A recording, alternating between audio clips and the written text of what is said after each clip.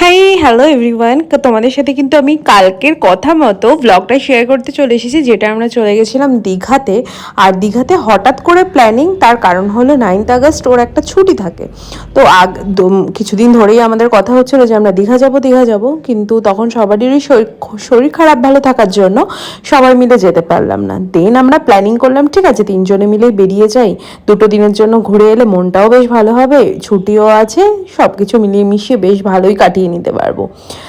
যে বলা সেই কাজ। গিয়ে আগের দিন গিয়ে ট্রেনের টিকিট, সরি, বাসের টিকিট কাটলাম। ট্রেনের টিকিটটা দেখতে গেছিলাম কিন্তু সেটা পাইনি, যার জন্য বাসের টিকিট কেটে পরের দিন ভোরবেলা বাস ছেড়ে যেতে যেতে আমরা কিন্তু বাসটা ধরে নিয়েছিলাম। আর এই ভিডিওটা যেটা তোমরা প্রথমে দেখতে পাচ্ছ সেটা হচ্ছে হোটেলে গিয়ে তোলা। বাসে যেতে যেতে আমার যা কষ্ট হয়েছে, যা ভমিটিং হয়েছে, আমি মানে আমার বরই আমাদের দুজনকে সামলাতে সামলাতে বলেছে, না